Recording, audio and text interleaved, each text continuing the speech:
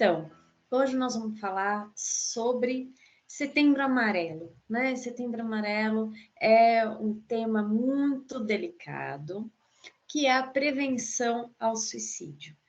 Então, o tema é denso, eu vou tentar trazer ele da forma mais leve, mais tranquila possível, né? Eu sei que sempre vai tocar num lugar da gente que é muito particular, mas eu vou tentar fazer da forma mais acolhedora possível para a gente poder ir conversando e ir construindo esse conhecimento, porque ele é muito importante, ele nos ajuda a entender, né, um pouquinho mais sobre isso e a ajudar quem está perto.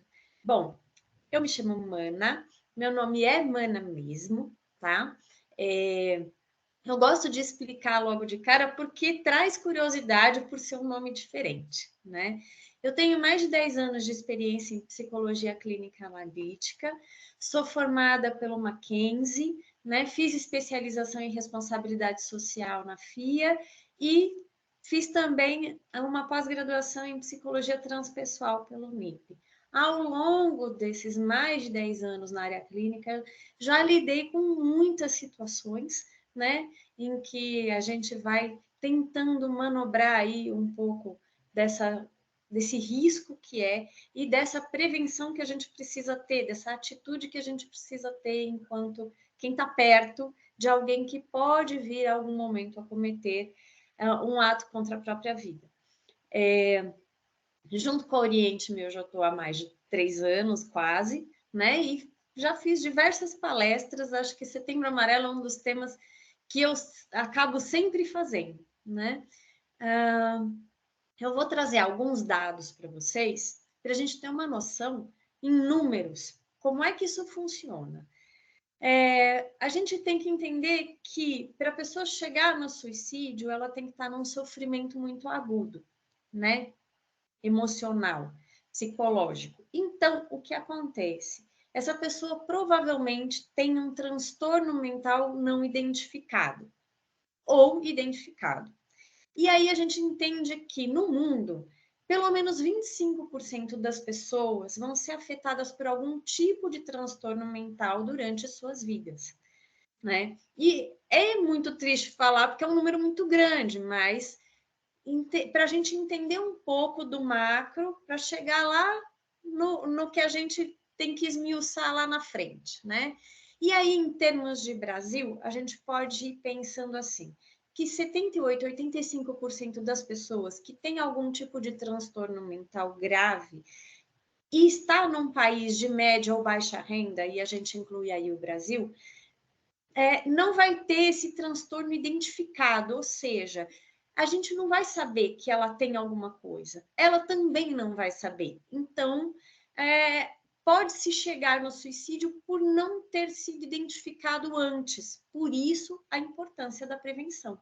Por isso, a importância da gente falar mais sobre esse tema, né? A gente precisa ir falando para que as pessoas possam começar a ficar atentas, a se sensibilizarem e entenderem que lá, se a gente consegue identificar, a gente consegue tratar e a gente consegue ajudar.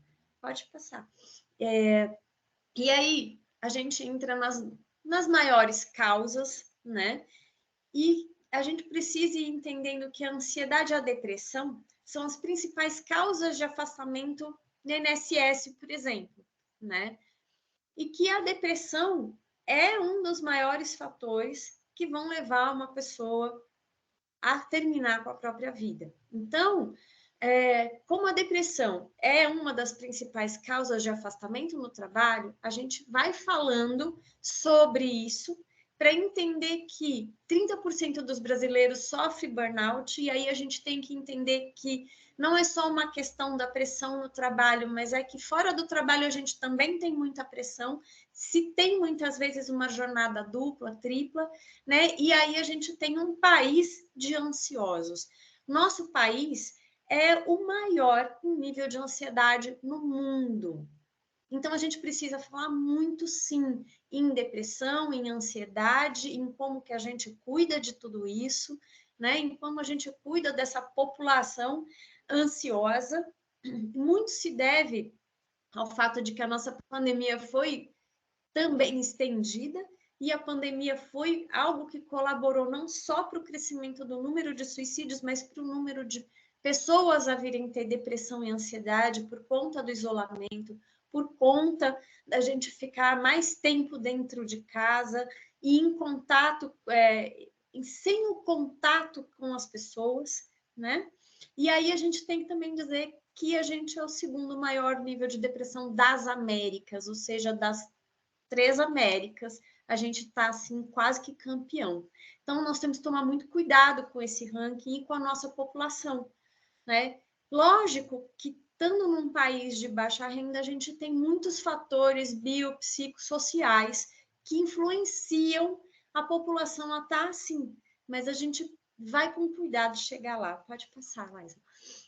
E aí, a gente vai olhando para esses índices agora no Brasil, né? Então, em média, 11 mil pessoas tiram a própria vida em ano, né?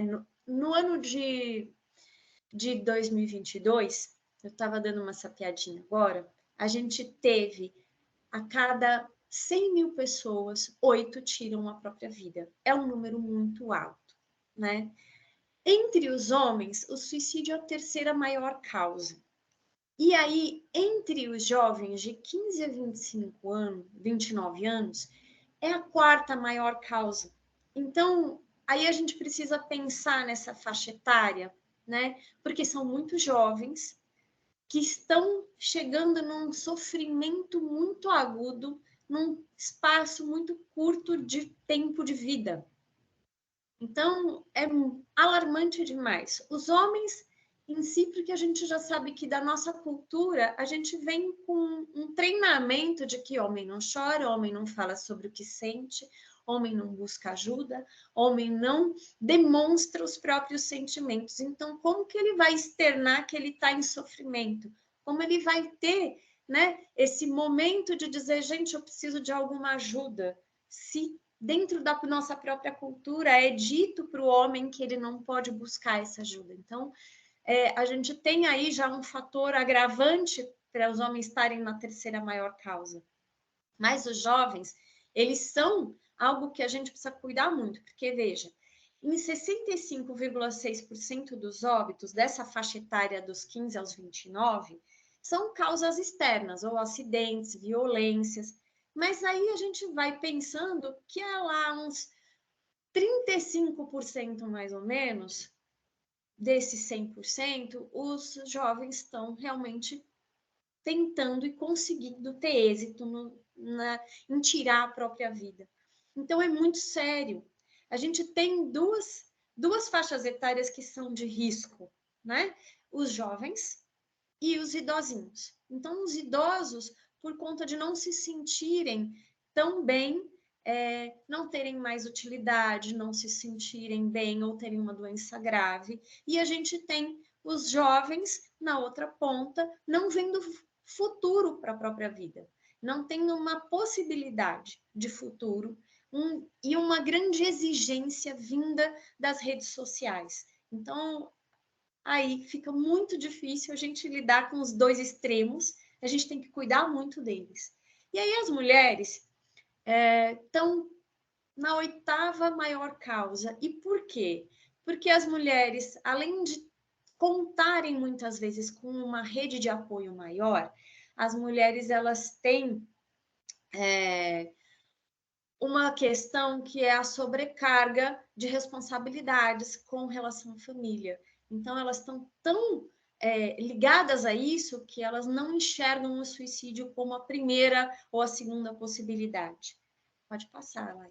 Então, essa diferença é que a gente precisa ver, mas a gente precisa, então, entender o quão importante é a gente prevenir, né? Bom, entendendo que é possível prevenir, porque antes se achava que era impossível, então agora a gente está conseguindo, de uns 10 anos para cá, trazer esta mentalidade de que a gente tem que falar sim sobre esse tema. Ele é um tema delicado, é um tema doloroso, mas a gente precisa falar sobre ele, né? Porque falar, antes se pensava que aumentava o risco, mas na verdade falar, trazer informações sobre isso, trabalhar com prevenção, como o Setembro Amarelo, que deveria ser o ano inteiro, na verdade, né? Ajuda a gente a entender, a observar quem está em volta da gente e a falar, nossa, aquela pessoa talvez precise de ajuda, talvez ela precise bater um papo, talvez eu tenha aqui conceitos na minha cabeça sobre suicídio que estão um pouco antigos e eu preciso renovar, né? Então, a gente precisa entender que uma das primeiras coisas e uma das mais importantes é a pessoa que pretende atentar contra a própria vida, ela avisa.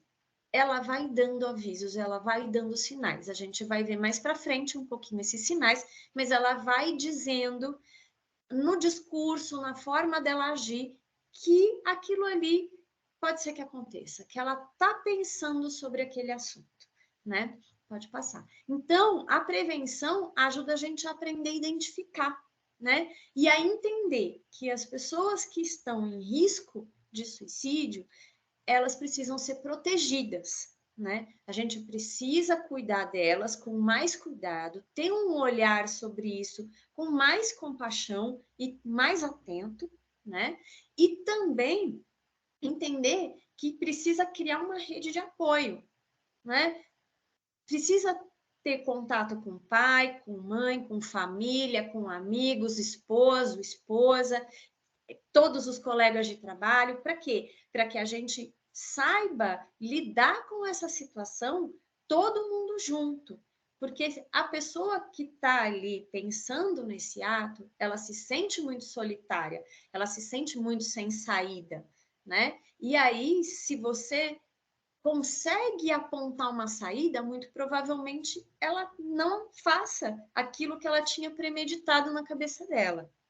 E aí a gente vai falar de um conceito que não é porque ela tentou uma vez que ela vai tentar outras muitas vezes e ser sempre um suicida. Não é assim que funciona, né? Muitas vezes a pessoa está num momento de vida muito difícil, que para ela, emocionalmente, ela não vê saída, e se ela tem ajuda pontual ali de alguém que percebeu, que entendeu aquilo e fez uma intervenção, a pessoa consegue fluir na vida e não precisa mais entender, não precisa mais lidar com aquilo como única saída.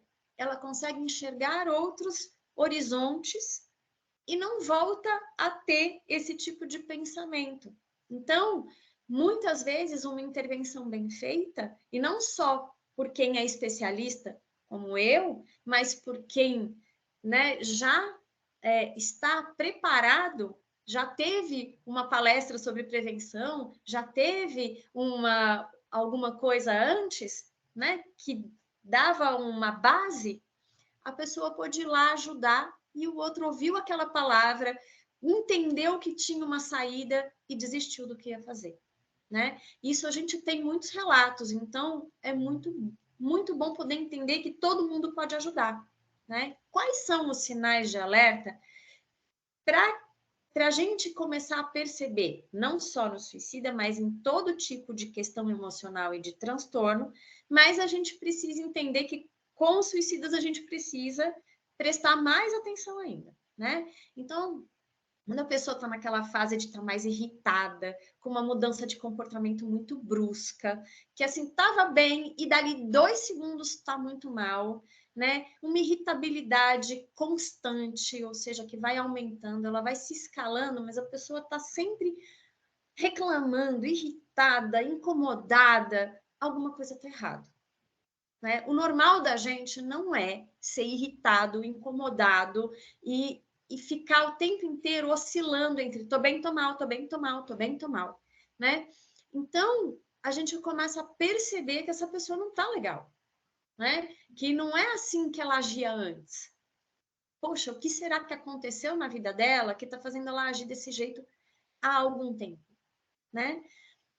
E aí, vamos percebendo também que a pessoa que está pensando em algo mais grave, ela começa a pegar coisas que ela gosta muito, de estimação dela, e dar para pessoas. para pessoas mil. Ela pode achar assim, nossa, você gosta disso? Isso aqui eu ganhei da minha tia, da minha vozinha, do meu pai. Olha, pega para você. E aí a gente começa a achar que é um movimento de despedida. Então tem que ficar muito atento, porque são aqueles objetos de estimação que todo mundo tem, né? E que a pessoa começa a ir entregando, sabe? Esse é um sinal de alerta que a gente, às vezes, vai passar desapercebido. Você vai achar que é uma gentileza. Você vai achar que ela gosta muito de você. E não é, ela está dando aquilo que ela gostaria que fosse cuidado para outra pessoa, porque ela não tem mais condições emocionais de cuidar daquilo e está se despedindo. Então, a gente tem que prestar muita atenção nisso. Outro sinal é quando a pessoa começa a usar muito do álcool ou de drogas, todas elas as possíveis, a que a pessoa gosta ou a que a pessoa começa a usar na baladinha, começa a sair muito, a não ficar muito em casa, a estender o horário de trabalho para o bar e do bar ela vai para casa muito tarde. A gente começa a perceber que tem algumas pessoas que você fala, nossa, alguma coisa desandou ali, né? E tem algumas drogas que elas são como o álcool, elas são muito aceitas. Então a gente precisa tomar muito cuidado, elas são socialmente aceitas. Quais são? Os remédios. Hoje em dia, muita gente toma muito tipo de remédio porque a gente tem uma grande medicalização de N doenças. Então, as pessoas estão muito acostumadas a um remedinho para dormir, um remedinho para acordar, um remedinho para ficar bem. E nessas, a pessoa que está pensando e premeditando alguma coisa, ela vai fazer um uso muito maior desses remédios e ela pode vir a misturar. Então, a gente precisa estar atento a isso, né? Perceber também pessoas que têm um estado depressivo que se prolonga, né? Ah, passou de 2, de 3, de 6 meses, está se estendendo para 1 ano, para 2. A pessoa está com aquele modus operandi de ser uma pessoa que, além de reclamar, ela também não vê futuro. A depressão não é só aquela pessoa que não levanta da cama, não escova os dentes, não quer tomar um banho. É também aquela pessoa que está trabalhando no piloto automático e fazendo as tarefas da vida no piloto automático, mas que ela não se sente feliz. Então, ela relata para você: eu não sinto mais gosto, eu não sinto mais prazer em comer, eu não sinto mais prazer em sair, eu não sinto mais prazer em fazer as coisas que eu fazia antes. Tudo para mim é meio cinza, é meio sem gosto, é meio sem graça. Eu não sinto mais vontade de estar com os meus amigos. Eu tenho vontade de ficar em casa só vendo televisão e vendo a vida passar. Então, veja, a pessoa continua fazendo as coisas, mas ela não tem mais vontade. Ela só vai, né? A gente precisa prestar muita atenção nisso, porque ela vai trazendo um relato, mas ela não está ali trabalhando do seu lado, né? E aí a gente começa, ai, amiga, mas você não quer dar uma volta, vamos conversar, tá acontecendo alguma coisa, você precisa de alguma ajuda, né? E pessoas que têm tendência a dramatizar, ou seja, ela antes levava tudo numa boa, ela conversava, ela atendia os pedidos que você dava, fazia numa boa, mas de repente tudo virou um grande problema. Então, levantar para pegar um copo de água ou fazer um favor para o colega do lado é um problema gigante, porque tirou ela do modus operandi do piloto automático. E aí ela fica assim, arruma uma encrenca, briga, se irrita, briga com as pessoas por bobagem. Isso a gente precisa prestar muita atenção. Pode passar. E aí, o que acontece é que a gente muitas vezes não sabe o que fazer. Então, vai aqui uma amostra do que a gente pode fazer para ajudar essas pessoas. Quando alguém vem trazendo um relato de, ai, olha, tô pensando, ou tô estranha, você tá vendo que a pessoa tá esquisita? A primeira coisa que a gente tem que pensar é que não dá para julgar. Então a gente tem que suspender aquele martelinho do julgamento. Falar, ai, amiga, acho que você não tá legal, é X, né? Ouve com empatia. A gente faz uso de um termo chamado escutativa, né? Que é você escutar prestando atenção no que a pessoa está falando, sem colocar a sua opinião. Naquela hora, é para você ouvir o que a pessoa está trazendo. Não importa se você concorda, se você discorda, se está bom, se está ruim. Só ouve. Ouve e acolhe. Porque o que a pessoa precisa naquele momento é que você se mantenha calmo, que você sinta empatia pelo que ela está dizendo. Pode ser a coisa mais estranha para você, mas para ela faz sentido. Então ouve, né? Tira o teu julgamento e escuta. Se possível, seja afetuoso. Você não precisa abraçar se a pessoa não for de abraço, porque tem gente que realmente não é de abraço. Mas esteja ali. Fala, olha, eu estou aqui para você, eu estou ouvindo, eu estou do teu lado, né? Eu estou aqui para te apoiar. Eu sei que você está sofrendo, mas eu estou aqui, né? E aí, leva a situação a sério. Porque é sério. Então, quando a gente diz assim, não, é só para chamar atenção? Não, não é. É um pedido de socorro. A pessoa está em extremo sofrimento. A gente precisa entender que a pessoa que está pensando em tirar a própria vida está num nível de sofrimento tão alto que ela perdeu uma coisa que a gente tem, que é uma barreira psíquica que tem dentro da gente, que nos impede de se cortar, de se machucar, que se chama barreira de autopreservação. Se você chegou num nível, ou a pessoa que você está conversando chegou nesse nível, de não ter mais essa barreira de autopreservação, é porque o sofrimento é muito atroz. E aí, a gente precisa levar isso a sério. Não dá para falar que a pessoa está fazendo para chamar atenção. Ela está pedindo socorro, só que ela não sabe como pedir socorro. Então, ela chega nesse extremo, né? Muitas pessoas têm vergonha, têm medo, né? Não sabem como falar que estão com uma dificuldade, não sabem como buscar ajuda, não têm informação sobre isso. Então, ela não vai trazer o problema se você não der aquela cutucadinha de ir perguntando ou de ir ouvindo com carinho, né?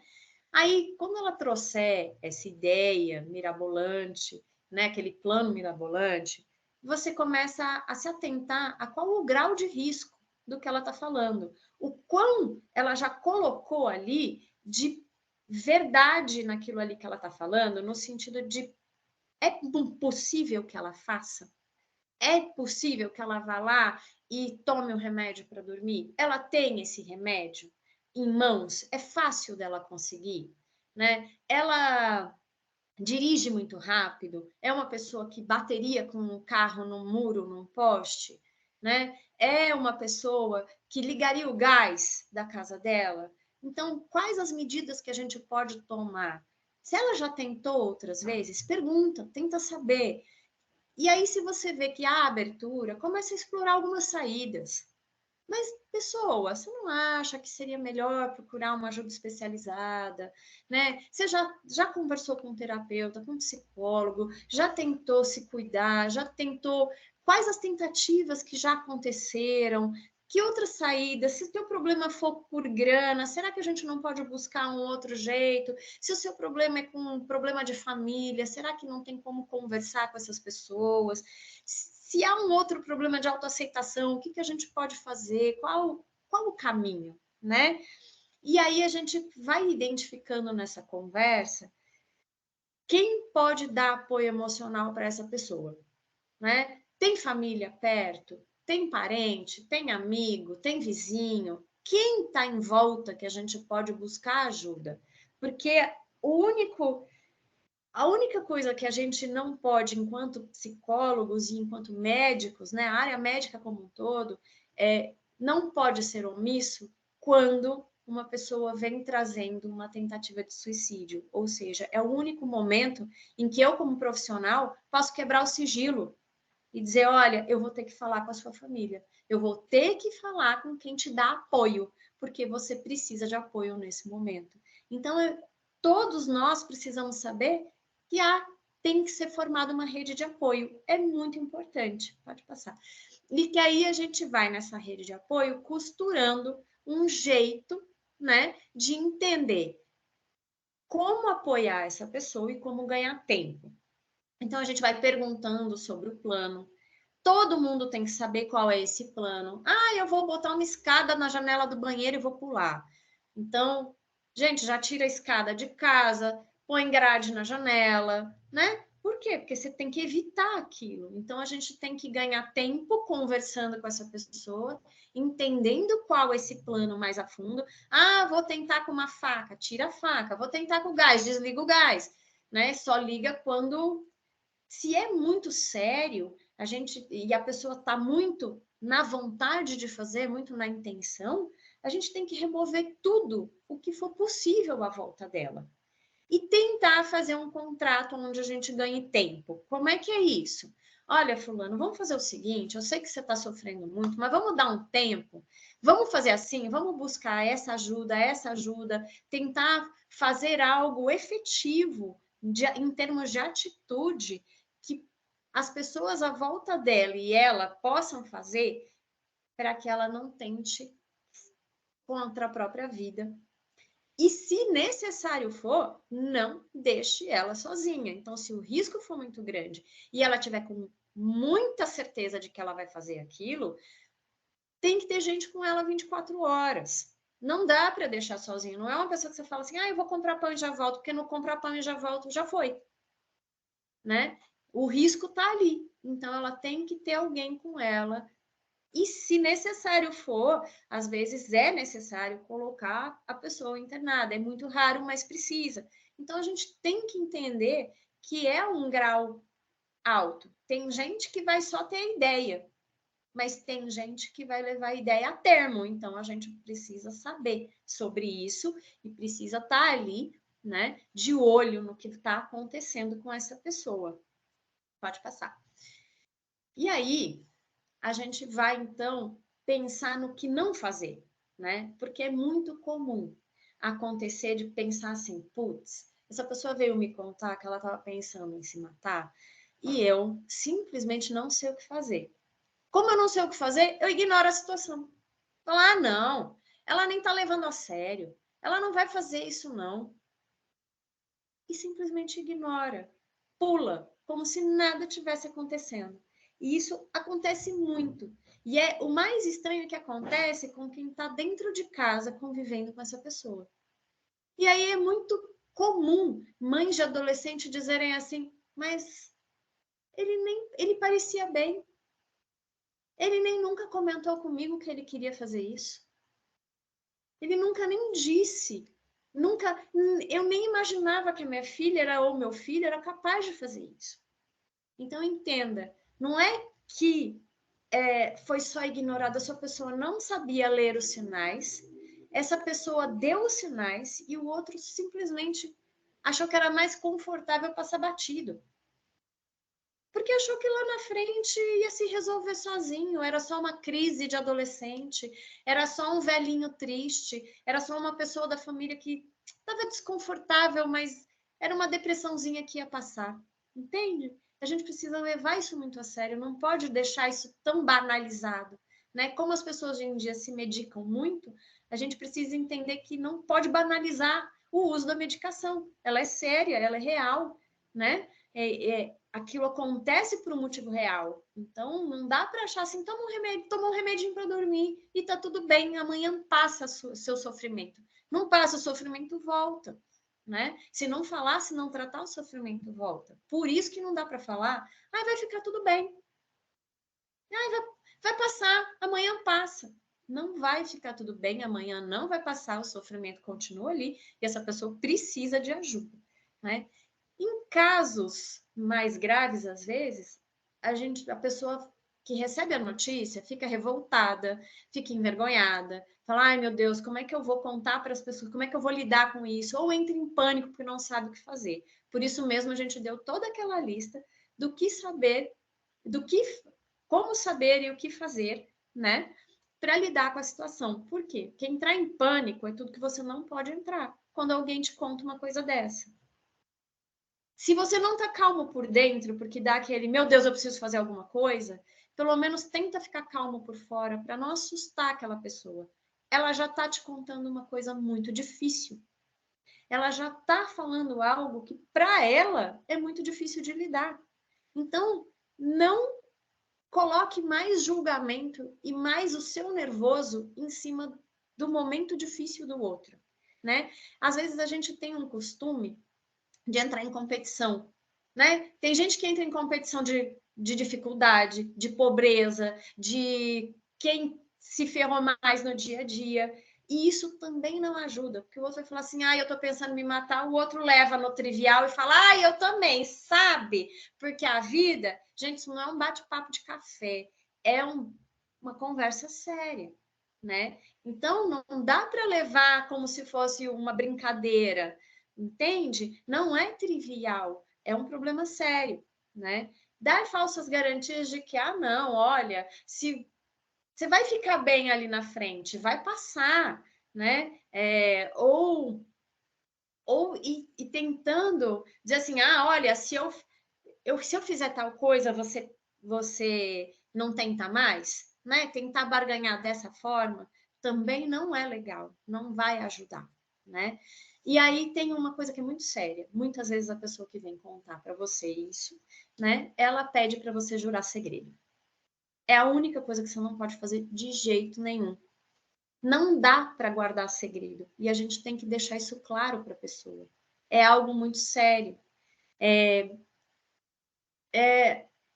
um nível de sofrimento de alma, de tudo, né? De situação psíquica, que a gente não pode falar, olha, então, eu vou guardar seu segredo comigo. Você pode guardar outros segredos.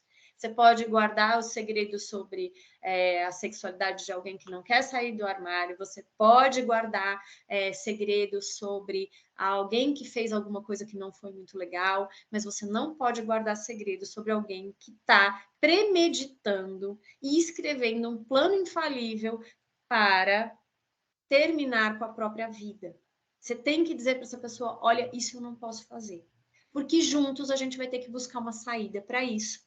E isso implica em falar com mais pessoas e resolver os problemas para que você fique melhor. Então, não dá para ir jurando segredo, entende?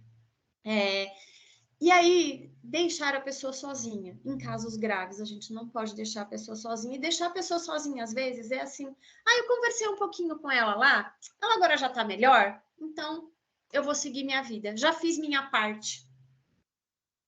Nesse caso, fazer a parte é estar junto sempre. A pessoa pode estar mal-humorada, pode estar triste, pode não querer sair da cama, pode te tratar mal. Porque pode acontecer, ela está irritada, ela está insatisfeita, ela está frustrada. Não pode sair do lado dela nem nessas situações. Inclusive nessas situações. Não deixe a pessoa sozinha. Pode passar. E aí a gente fica pensando, nossa, como é que as pessoas chegam nesse ponto? Por que é? Qual o motivo? Né? O que leva uma pessoa?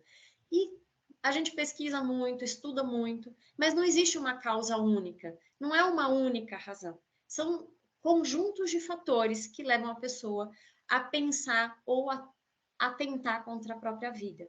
Né? E aí a gente vai pensando que eles são biológicos, porque tem algo ali da depressão, dos transtornos psicológicos que é genético e que é biológico, que são faltas de determinados componentes de dopamina, serotonina e assim nós vamos, né? E também componentes psicológicos de sofrimento, de uma vida difícil, de traumas. Às vezes a pessoa lidou com uma situação muito traumática e ficou com isso para o resto da vida. Situações sociais, culturais e ambientais, e aí a gente pode falar da própria pandemia, das situações de miséria, de falta de dinheiro, de falta de recursos e até de falta de entendimento, né? E de bagagem emocional e cultural para resolver um problema. Então, é muito difícil explicar e reduzir a uma coisa só, por conta de serem tantos fatores. E aí a gente precisa, por isso, dessa escuta, né? Que é ativa, que é prestando atenção nos motivos da pessoa, que não são os seus, não são os meus, são só os dela. Pode passar. E aí, pulou um, Aisla? Ou não? Para trás? Mais um? Aí. Nós vamos falar um pouquinho sobre mitos e verdades. Eu já vinha falando, mas a gente vai equilibrando, né? Os mitos. Quem fala não comete suicídio, gente. Quem fala pode vir a fazer sim. Então não é fingimento, não é brincadeira. Se a pessoa está trazendo isso, é porque aquilo é real. Suicidas têm intenção absoluta de morte? Não, nem sempre. Às vezes é a única solução viável para a cabeça dela naquele momento. Mas se tivesse outra solução, ela aceitaria. Então a gente às vezes apresenta soluções e aquilo flui e a pessoa vai, né? A pessoa só quer chamar atenção. Não, de novo, repito, ela não quer chamar a atenção. Ela precisa de ajuda, não sabe como pedir e chega no extremo, né? Que é melhor, que assim, há uma crise e depois dessa crise acaba o risco. Não, o risco continua. A gente precisa dar suporte por muito tempo para que o risco de suicídio se suma completamente. E às vezes até o suicídio vem depois da crise. Por isso que a gente precisa ficar de olho. Às vezes a pessoa tem uma crise depressiva, melhora e depois é que ela tenta. Então, vamos com calma. Outro mito é de que não há prevenção. Há prevenção, sim. Tanto que estamos aqui falando em prevenção, né? Ela existe, ela é necessária, a conversa é difícil, mas ela precisa acontecer, né? E aquela máxima que eu já falei para vocês, uma vez suicida, sempre suicida, é um grande mito, porque a pessoa pode não vir nunca mais, ela entende que era um momento da vida dela, ela não entendia e não tinha recursos emocionais para lidar com aquilo, por isso ela pensou nessa situação extrema, mas ela tendo recursos, ela consegue fluir. Verdades. Que a maioria dos que se matam relatam sua intenção, então a gente tem que estar sempre muito atento. Que suicidas frequentemente dão sinais e dão mesmo, tanto que eu já falei a listinha ali para vocês de sinais, né?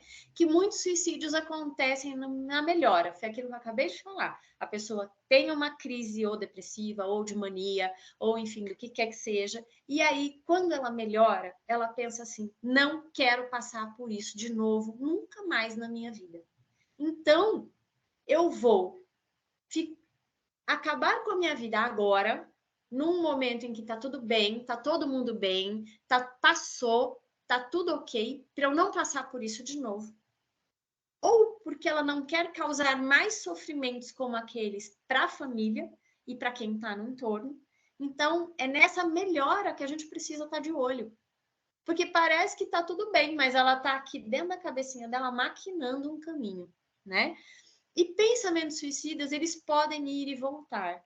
Eles vêm, voltam, vão embora, voltam, e a pessoa tem que ir aprendendo a lidar com isso. Eles não são permanentes, eles não ficam para a vida inteira, mas tem períodos da vida que ficam mais difíceis e a pessoa volta a ter esse pensamento. Então, a gente tem que estar sempre de olho, e por isso que a terapia é tão importante. E se eu perguntar para vocês, quem são as pessoas mais importantes da sua vida? Você se incluiria nessa lista? Você dá importância à sua própria vida?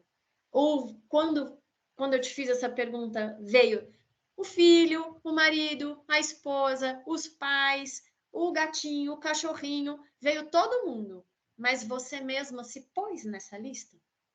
Como é que é isso para você? Né? Eu deixo aqui a pergunta para a gente segurar um pouquinho, que aí a gente vai passar por um assunto que é muito importante, que é a valorização da vida. A gente precisa muito valorizar muitas coisas na nossa vida para poder entender os motivos da gente não ir para o extremo. Né? Então, o que significa valorizar a vida, né? Porque valorizar a vida não é só assim, quando eu fujo da minha rotina e vou curtir no fim de semana, ou quando eu vou fazer uma viagem muito legal e é muito bacana, e isso me faz ter uma emoção muito extrema, muito feliz. Isso é muito importante, isso é muito legal. As conquistas muito grandes da nossa vida também são muito importantes, inclusive as materiais. Mas a gente tem que aprender a olhar os pequenos pontos da nossa vida, as pequenas coisas boas, os pequenos milagres que acontecem todo dia, né?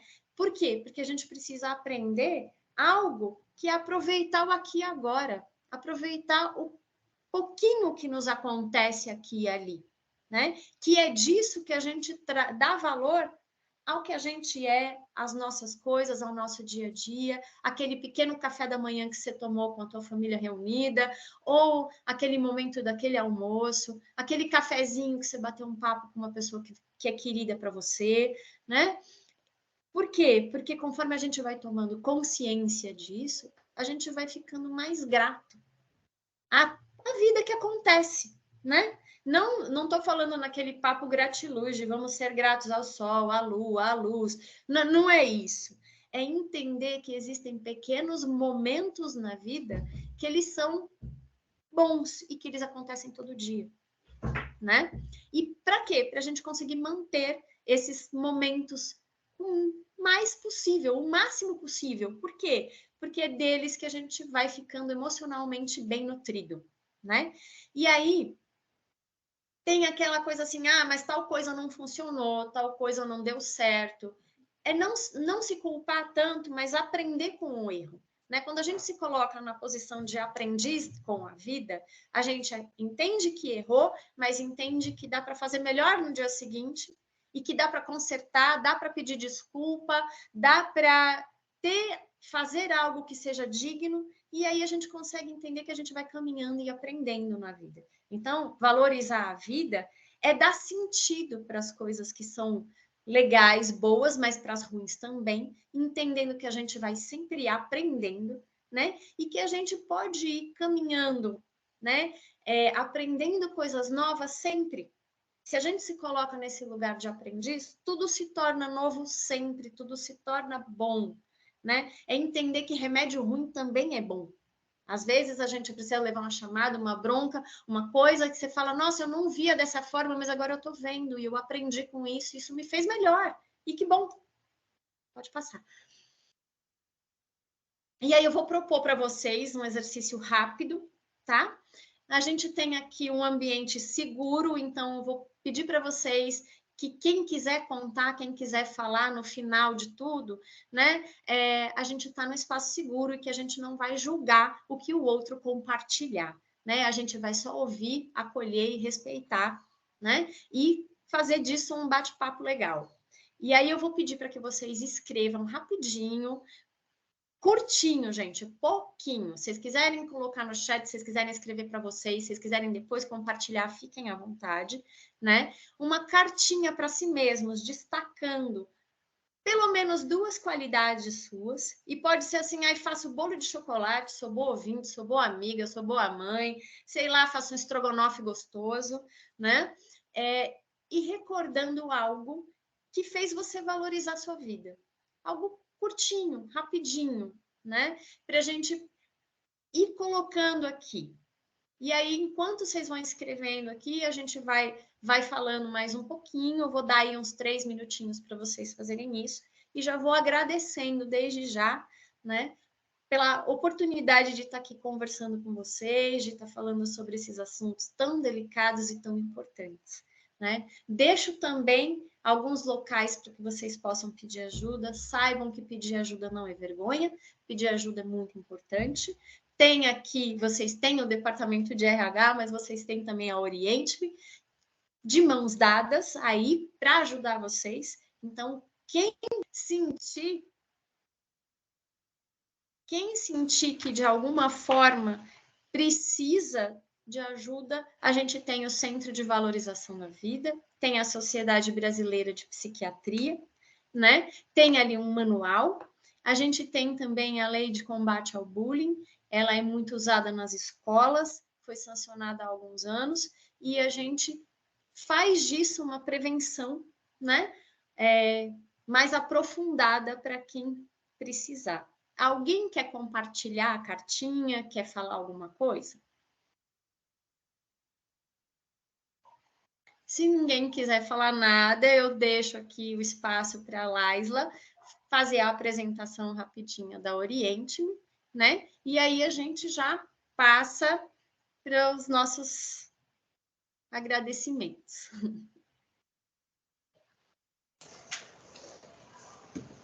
Talvez o pessoal esteja escrevendo ainda, né? Exato. O pessoal quiser mandar no chat também, eu estou escrevendo a minha aqui, daqui a pouquinho eu mando. Boa. Então eu vou comentar um pouquinho, né, sobre a Oriente-me, que é uma das formas, né, que vocês têm aí de benefício para auxiliar, seja tanto, né, se vocês estiverem passando por um momento difícil, um momento desafiador, ou também se vocês estiverem buscando, né, o autoconhecimento, essa ajuda para poder se desenvolver pessoalmente ou, de repente, profissionalmente também, é uma opção que vocês possuem, né, então eu vou deixar aqui, pessoal, um videozinho rodando. Ele é um vídeo bem rápido, onde explica toda a jornada da plataforma, né, que vocês têm acesso a essa plataforma 100% online, 100% gratuita, disponível para esse acompanhamento terapêutico, né, então eu vou deixar aqui rodando, né, vocês vão dando uma olhadinha, e também quem estiver escrevendo a cartinha ainda tem esse tempinho para poder finalizar, tá bom? A gente já volta.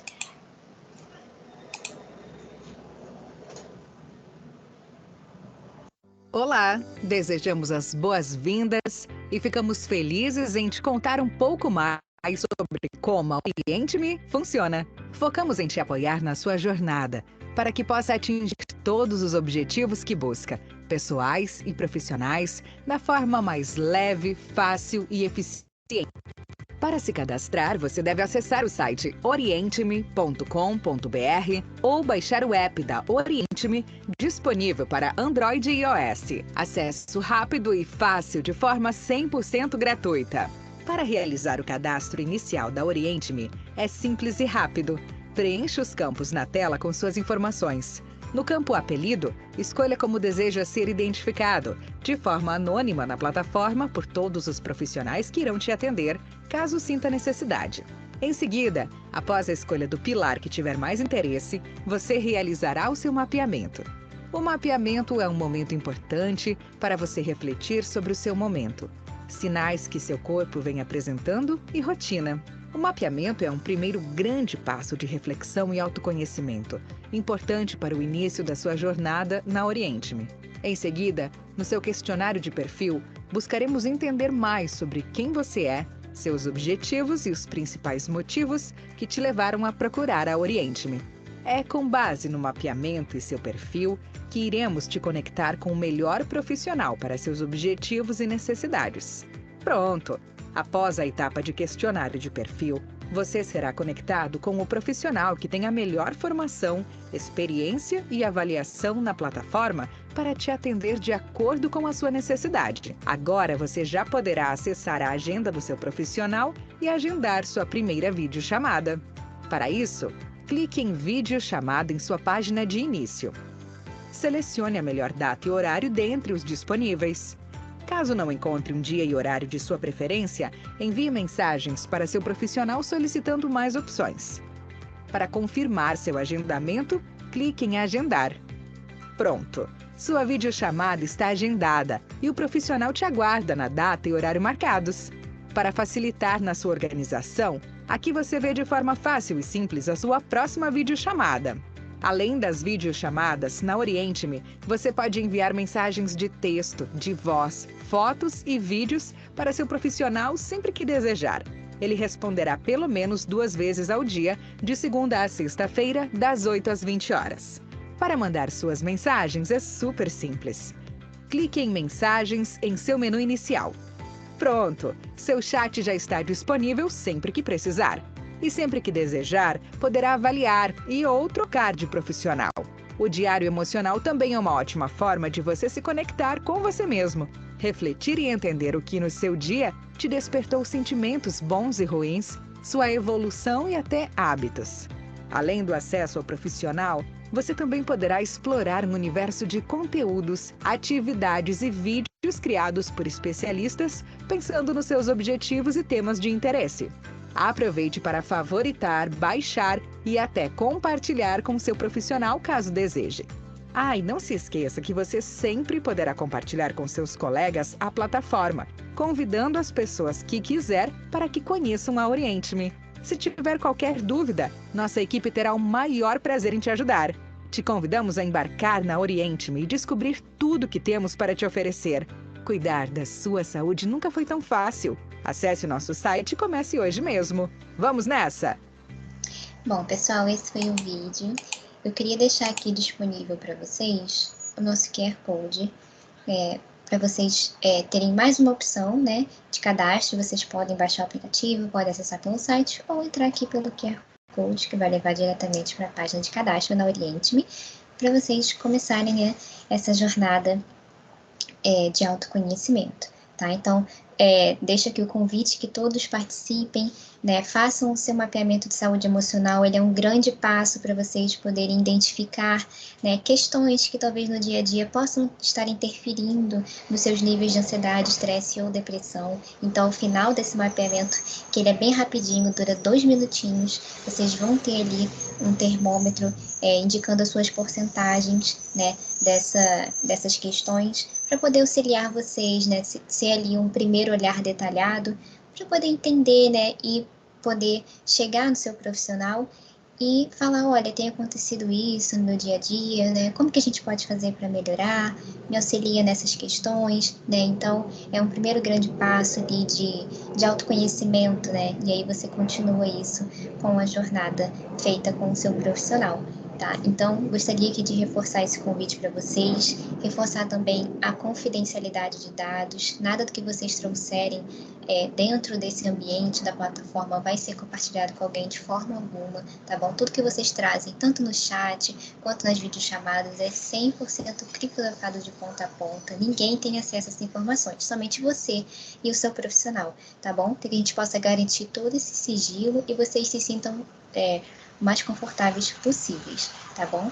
E para finalizar aqui, pessoal, vou deixar o nosso e-mail de suporte. Qualquer dificuldade que vocês tenham, né, a nossa equipe está à disposição. Pode enviar o e-mail para suporte@oriente.com.br. Prometo para vocês que vocês não vão falar com robôs, tá? A gente sabe o quanto isso é chato, né? Então, a nossa equipe é feita realmente por pessoas e está à disposição de vocês para qualquer dúvida ou questão que vocês encontrem nesse processo, tá bom? Então, desde já eu quero agradecer a atenção de vocês e eu já vi aqui, Mana, que nós temos algumas cartinhas, né? E a gente pode ler um pouquinho e compartilhar esse finalzinho, né? Bom, quero agradecer aí a participação de todo mundo, principalmente agora no chat, aí com as cartinhas para si. Eu acho sempre importante a gente olhar um pouquinho para a gente também nesses momentos, né? Sabemos que o assunto passado aqui é denso, né? É um assunto que realmente traz algumas perspectivas, né? E às vezes toca a gente também em alguns locais mais sensíveis. Então, é importante a gente trazer também aqui no final que hoje a FUST conta com o apoio da Oriente, né, para suporte terapêutico, psicológico, com profissionais muito bons, né, bem renomados. Então, a gente deixa aí sempre esse pontinho de atenção para vocês também, para que possam receber esse acolhimento, né, depois das nossas lives.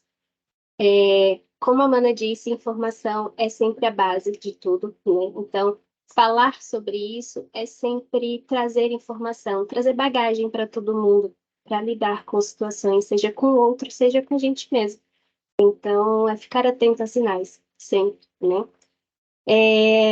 Bom, a Mana também passou em algumas, como a nossa live hoje é aberta, não sei se tem também pessoas, né, que não fazem parte do time FUSH, mas passou também no finalzinho, né, alguns outros contatos que a gente tem de suporte, né, profissional. Hoje a gente também conta aí com uma rede do SUS para atendimento, né, então vocês podem buscar, pessoas de fora da FUSH podem buscar aí os apoios profissionais perto ao local que mora, né, em alguma UBS, ou algum CAPS também, atendimentos nessa vertente psicológica.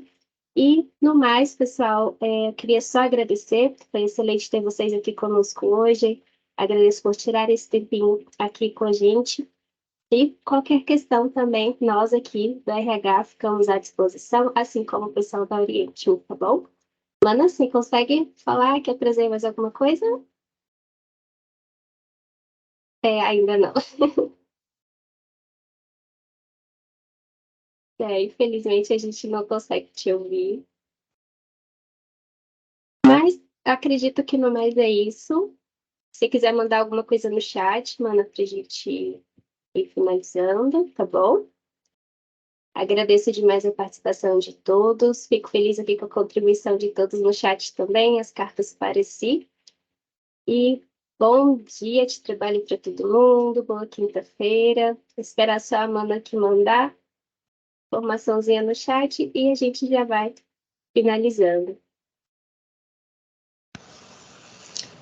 Quero agradecer também, pessoal, esse momento que a gente teve. Obrigada por toda a contribuição no chat, né? E um complemento aqui que eu posso fazer